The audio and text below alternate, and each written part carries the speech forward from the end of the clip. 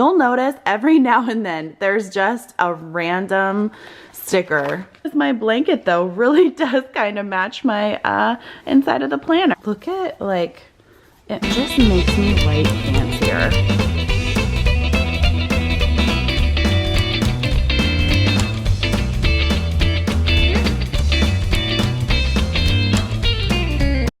Everybody, welcome back to my channel. Those of you that might be new here, my name is Lindsay. I have taught 7th and 8th grade science, 6th, 7th, and 8th grade AVID. I'm the AVID coordinator at my school. I've been science department chair. I've just worn a lot of hats. So without further ado, I thought I would show you what we're going to be talking about today, and that's teacher planners. First, I'm going to show you the planning system that I have loved to use has been the Happy Planner. The Happy Planner, the big size Happy Planner, has been so stinking good. Like I said, this is the first time that I have actually stuck to a planning system. And so what I thought I would do is I would flip you in and see like how I use the Happy Planner for the entire year. I hope you guys find this helpful. If you guys have another planning system that you love, please tell me down below. I'm gonna flip you in, and so you can look at my year long of planning in this planner, and then I'll show you what I'm going to do for this coming year. I hope you enjoy. So I'll be honest, I did not like the cover of the Happy Planner that I got last year. I loved everything inside of the planner, but I did not like the cover. So this cover is one that I made. I made it on regular paper so you can see how flimsy it is, but I just created like a little wood background, and you saw the floral pieces that I added, and I added my name to the cover, and then I just laminated that cover, and it's held up. I mean, you could tell the edges are a little crinkly, but it held up all year. So this year when I make my own cover, I'll definitely use cardstock, and then I will laminate the cardstock, and I think that'll be really great. This is the front cover of my last year's planner. I put these little post-its in the front. I never used them. So those were some well-intentioned post-it notes, but that never came to be. I did like look at how pretty that gold is. That's beautiful. I obviously don't start work in July, but we did go to Greece in July, so I just drew like the little things that we saw and did. Oh my gosh, Greece last July was just so good. But you'll notice I didn't write anything down because I wasn't lesson planning yet. The reason that I chose this version is because I teach 3 prep periods. Last year I had 8th grade science, a 6th grade AVID, and then a 6th grade AVID wheel class where I had kids for 6 weeks, and then I would change and have another group of kids for 6 weeks just to show them all things AVID. This is where we started, so this is my August spread. You'll notice that on Wednesdays we have our staff meetings or department meetings or a collaboration meeting with the people that we teach with, and so I always write down when we get those. I write down everything for the year. That's really tricky because a lot of times, as all teachers know, these switch around or tend to switch around, but for the most part we really stuck to the schedule. And then on Wednesdays, we also have a longer homeroom or advisory period. So all of the advisory classes that we have to teach, I made sure that I had the topics that we were going to be teaching that day. I'm also in charge of creating lessons for some of these days, so I made sure that I had all of them marked in there. And so this is where I haven't started teaching yet, so I'm just writing down all of the things that I need to get done. Haven't started teaching, so this was my first week of school for the 2018-2019 school year. And you'll see that I had all my science classes right up here. my full year of Avid was in the middle, and my wheel class and what we did for the wheel was down here at the very bottom. It was nice. The first time that I taught the wheel class, I was just a floundering mess. Like it was a little bit of a disaster, but then I sat down and I really thought about what I wanted to accomplish with the wheel. And then I just did the same thing every 6 weeks. Now, also in my planner, this isn't just for teaching, I also use it for grad school. So you'll notice anything that's in like this bright red color is telling me that I either had to go to school that day, they had night classes and then an all-day Saturday class, or that something was due throughout the year. So I knew that based on what I was doing in school, like here's my back to school night. Thank goodness it wasn't on the same night as my class.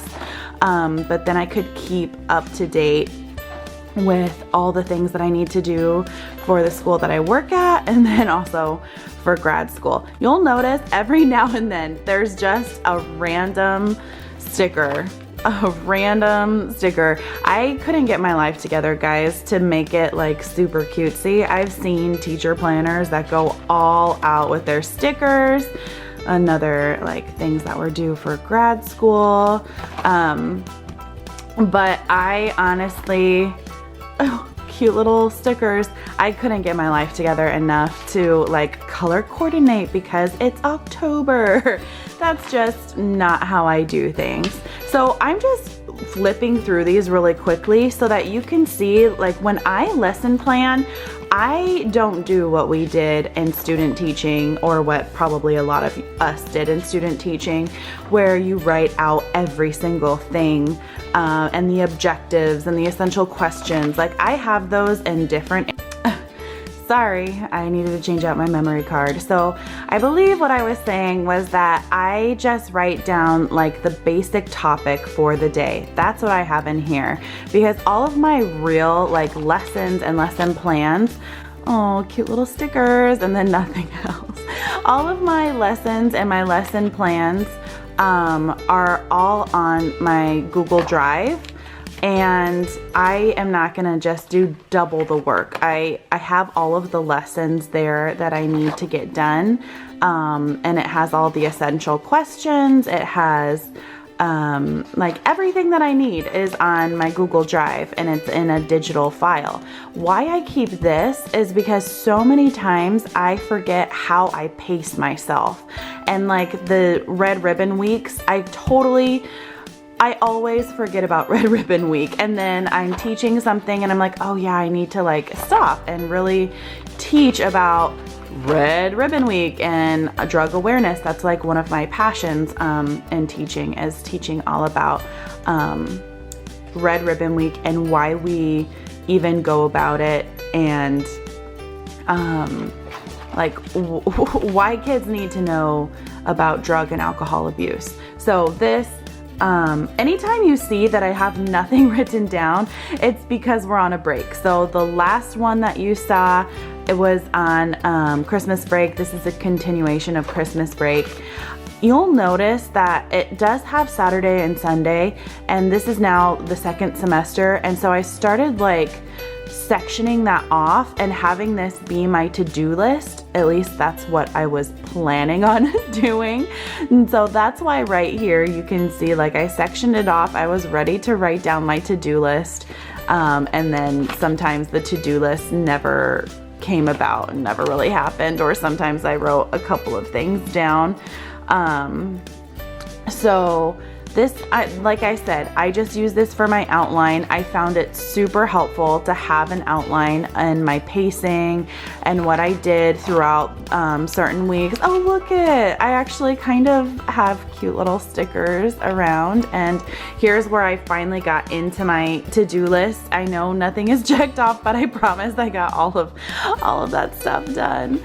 So and then I also started using washi tape, like that really thin washi tape. This one is really, if it'll zoom in, this one's really pretty. It's gold stars. Do you see that? Oh my gosh, I love it so much.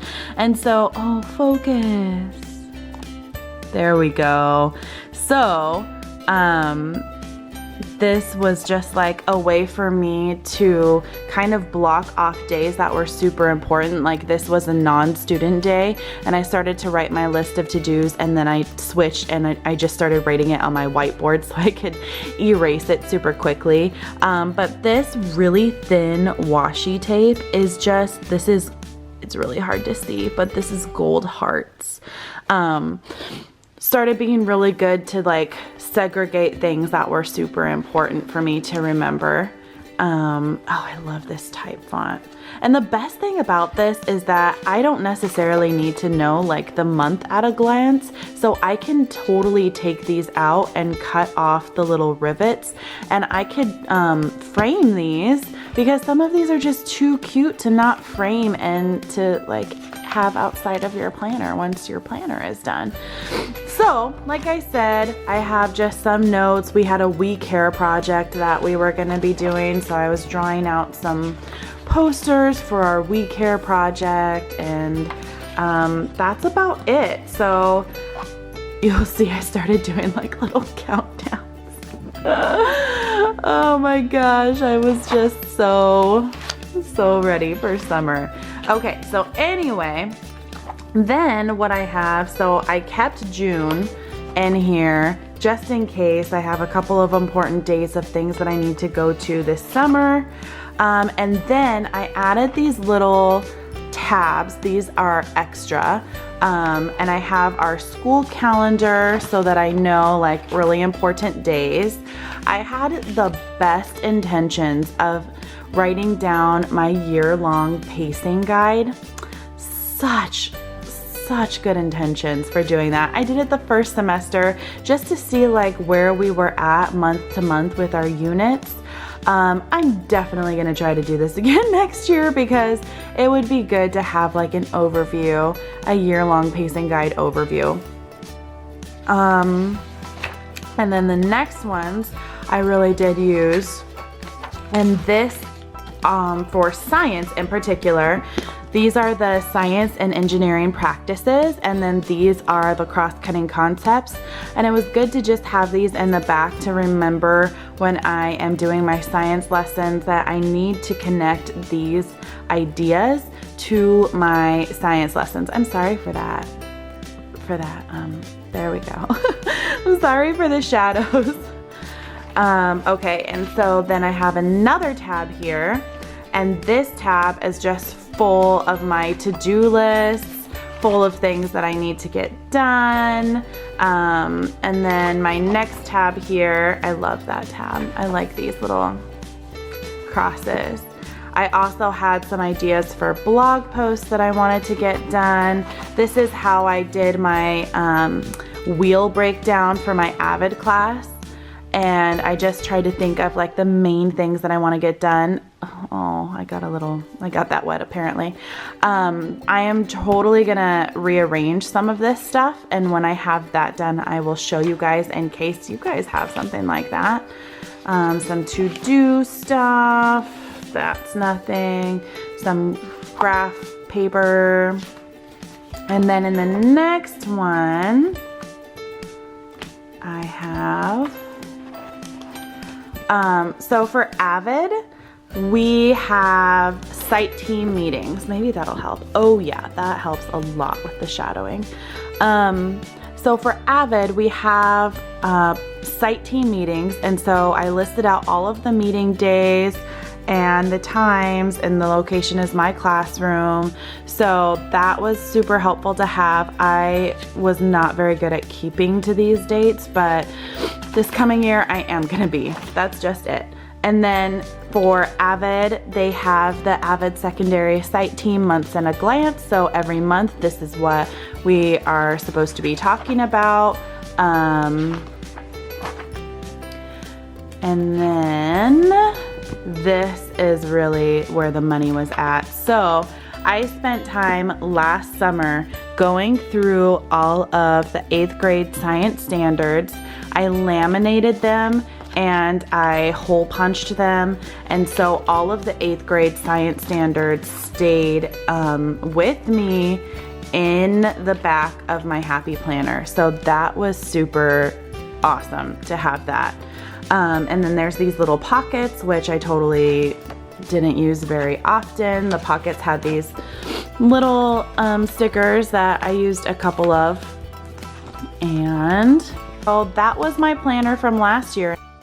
So I'm gonna get better at these outros, I promise. I hope that you enjoyed looking at this planner, and I will see you guys next time. Bye.